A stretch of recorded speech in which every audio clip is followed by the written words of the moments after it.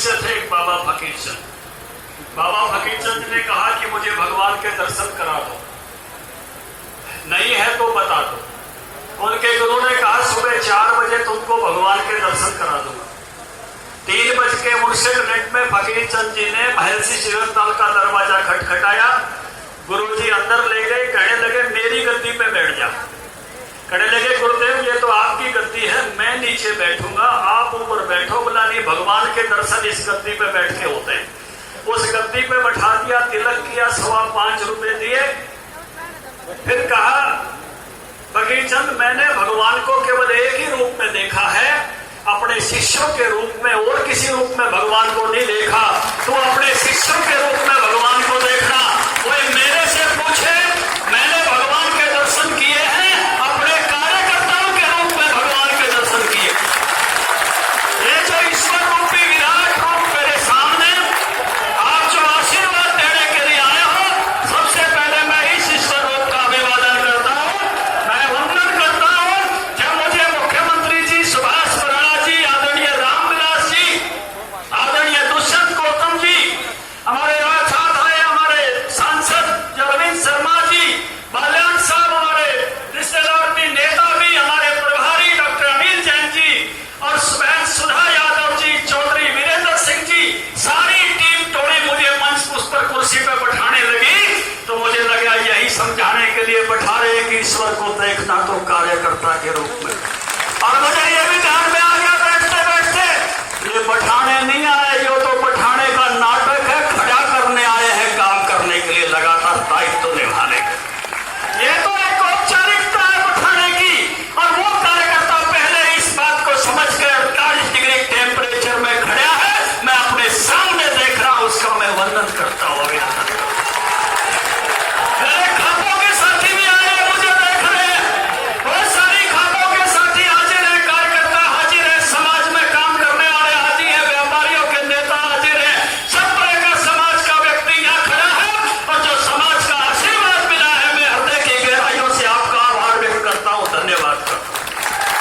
मनोहर लाल जी चर्चा कर रहे थे, ये एकमात्र ऐसी पार्टी है, यहाँ खड़े हुए लोग गारंटी दे सकते हैं, रामविलास जी कैसे छोटे मकान से गोगोवास से आते थे, कैसे मनोहर लाल जी बड़ियानी से एक साधारण किसान का बेटा, कैसे सुभाष का घर हमने देखा टांगरा गांव में, मैं ढाकला गांव में पैदा हुआ।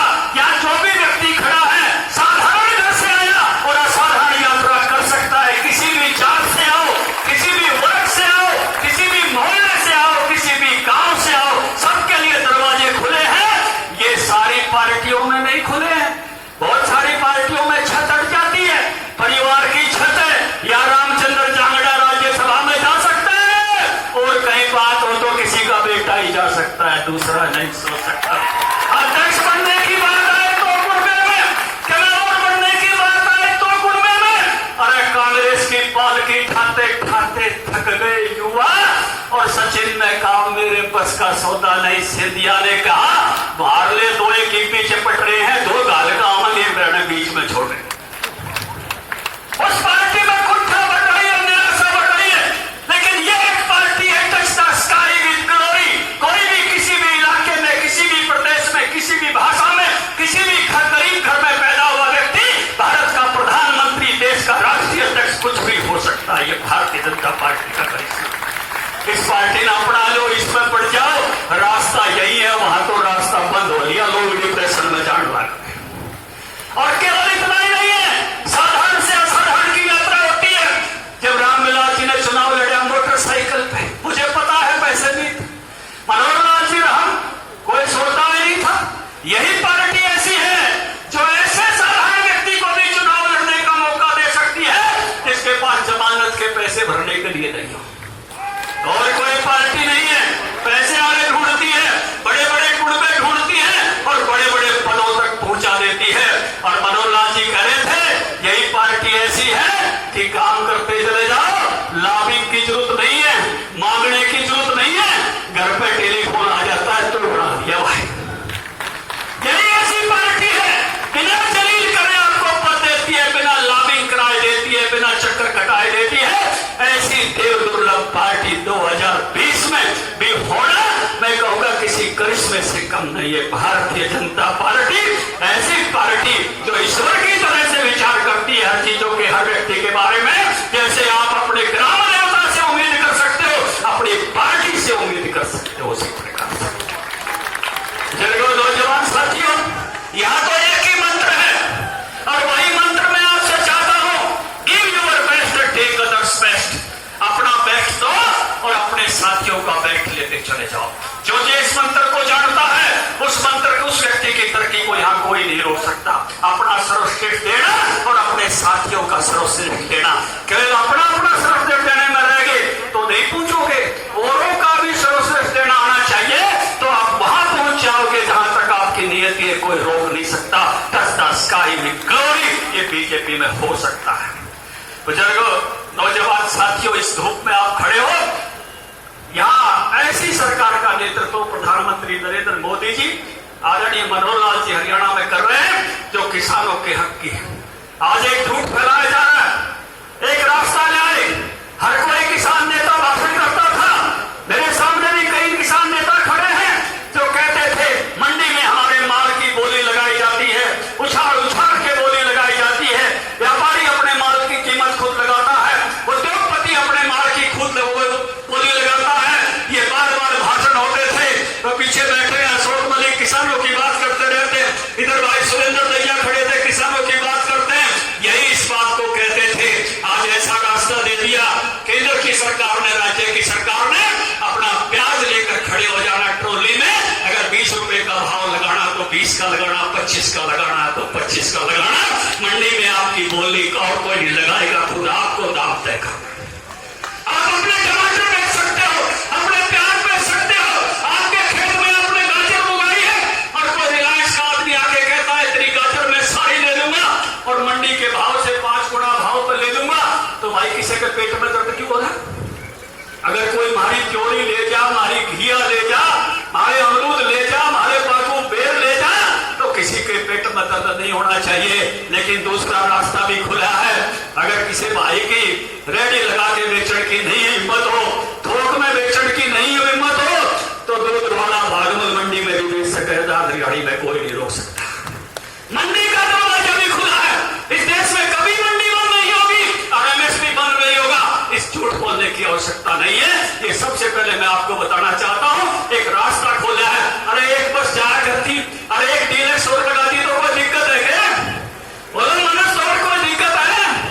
एक अलग रास्ता दिया है कि आप अपने माल की कीमत खुद लगा सको, सीधी मार्केटिंग कर सको। ये आए हुए हैं मेरे बेरी से तो जाना से, ये सामने खड़े साथी, अब वहां हमारा प्याज बेचता है बावरिया समाज, ट्रकों में जाता है, ट्रॉली में बेच जाता है। अगर पुराने सिस्टम पे जाओ तो 1 करोड़ की मंडी में दुकान चाहिए कम से कम, पराठक का लाइसेंस चाहिए। मनोहर लाल जी ने उसको फ्री कर दिया, चुप कर लिया और चुप कर बेच, तुम्हें कोई नहीं छेड़ेगा। ये है खुला बात, ये है किसान का रास्ता, ये किसान को रास्ता दिया है भ्रष्टाचार बंद करने के लिए।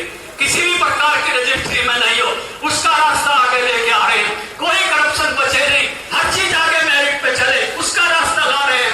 एक ऐसी कमिटमेंट वाली सरकार जो किसानों को डायरेक्ट पेमेंट दे और 2000 जगह सेंटर बढ़ा के भी खरीद ले, ऐसा करने वाले। मुझे खुशी है डॉक्टर साहब ने चर्चा की कि भारतीय जनता पार्टी का कार्यकर्ता और सरकार कोरोना काल में सेवा में खड़ी रही। मुझे ये कहना है, मोदी है तो मुमकिन है और बीजेपी है तो उपलब्ध है, अवेलेबल है, आपके लिए खड़े। इसी को सार्थक कर दो, आगे भी खड़े रहो। जो सुभाष जी के नेतृत्व में, रामविलास जी के नेतृत्व में, मेरे पहले से 11 अध्यक्षों के नेतृत्व में जैसे आप खड़े रहे, ऐसे हर कोई आपका दरवाजा खटखटा ले। हमारे विद्यार्थी परिषद के नेता कहा करते थे यशवंतराव केलकर जी कि मेरे दरवाजे के पीछे कुंडा नहीं है। इसका मतलब ये होता था कोई भी कभी भी खुरखुरा लो, मेरा दरवाजा हमेशा खुला मिलेगा। आपको याद है, मैंने भी मनोहर लाल जी के मंत्रिमंडल में मंत्री रहते हुए अपने घर के पीछे कुंडा नहीं लगाया था। कोई कार्यकर्ता कितने बजे आया, मुझे डॉक्टर साहब की डांट खानी पड़ी थी। आज कहता हूं कि टाइम लगाओ, सब मंत्रियों ने टाइम लगाया है 2 से 4। खटखट जी आप टाइम कब लिखोगे? मैंने कहा डॉक्टर साहब मैं टाइम नहीं लिखूंगा, मैं जब अपने कार्यकर्ता के घर रात 11 बजे जा सकता हूं तो वो भी मेरे घर रात 11 बजे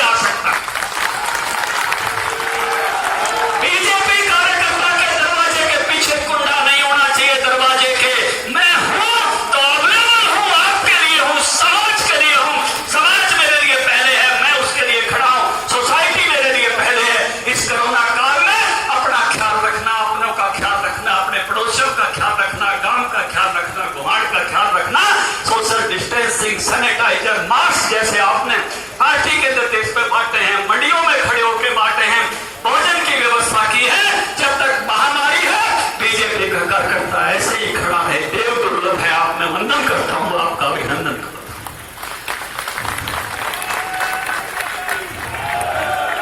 ये वक्त है तीज के त्योहार का, सावन का महीना है। पर्यावरण दिवस तो 5 जून को आता है। गर्मी बड़ी भयंकर होती है, बारिश होती नहीं है। मैं आपसे एक निवेदन करना चाहता हूं कि जैसे पार्टी में नया ही संगठन बनता है तो नया यौवन आता है। पेट में डालियां वही होती है, पेट में तना वही होता है, जड़ें वही होती हैं, पत्ती नहीं आ जाती है, फूल नहीं आ जाते हैं, फल नहीं आ जाते हैं। इसको पुनर्यौवन कहते हैं। संगठन में भी ऐसे चुनाव के समय पुनर्यौवन आता है। या होश और जोश दोनों का तालमेल रहता है। या युवा जोश के लिए संविधान में भी व्यवस्था की है कि नए साथियों को साथ लेकर चलो, लेकिन पुराने तजर्बे को भी मत भूलना। पुराने तजर्बे के भी अनुभव को साथ लेते चले जाओ। इस होश और जोश का समन्वय बैठाते हुए इस सावन के महीने में, जहां ये तीज के त्योहार पर आज ये आशीर्वाद देने आए हो, मैं ये चाहता हूं मेरी पार्टी का हर कार्यकर्ता इस सावन में एक पेड़ जरूर लगाए, मां प्रकृति का आशीर्वाद ले। मैं मंडल अध्यक्षों से निवेदन करना चाहता हूं इसी मंच से, अपने मंडल में कितने पौधे लगे, हमारे मुख्यमंत्री जी इसके लिए पर्याप्त रूप से प्रेरित करते रहे हैं। स्कूल के विद्यार्थियों को आज अगर हमारी सदस्यता 40 लाख है तो 40 लाख पेड़ अगर हम रक्षाबंधन तक लगाने में, इस सावन के महीने में लगाने में और उनको पोषित करने के लिए आगे बढ़ते हैं तो मां प्रकृति का भी आशीर्वाद मिलेगा। और जब मां प्रकृति का आशीर्वाद मिलता है तो आगे बढ़ने से आपको कोई रोक नहीं सकता।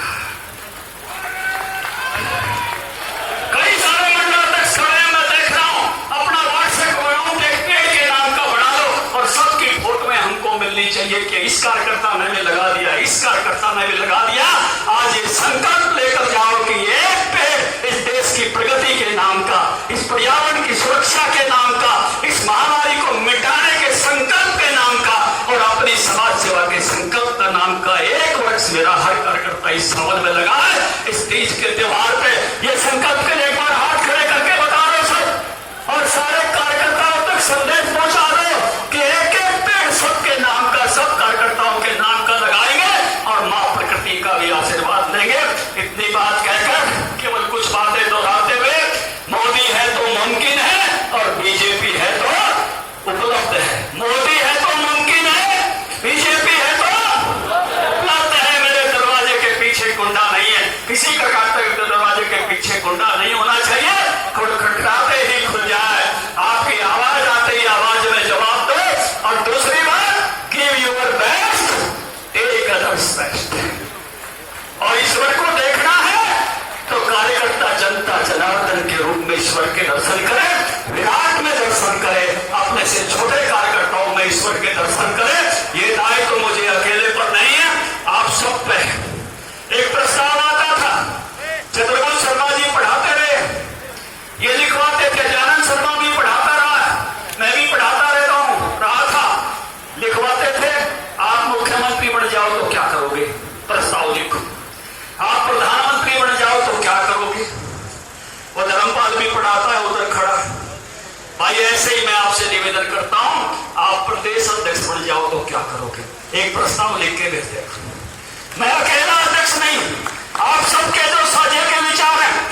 बीजेपी स्टेट प्रेसिडेंट हरियाणा@gmail.com नई ईमेल आईडी बनाई है, इस पे भेज देना। जितने भी आपके करने योग्य सुझाव होंगे सारे को संभाल के, सारे को अपनाते हुए चलूंगा।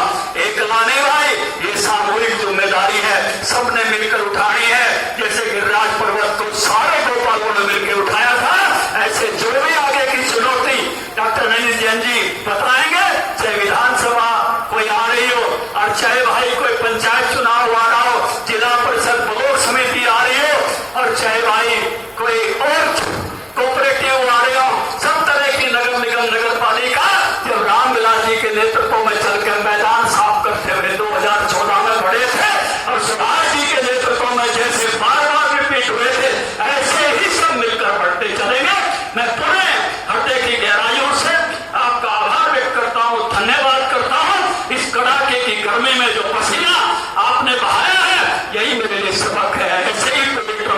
पसीना बहाना है, मुझे आपके साथ लग के बहाना है।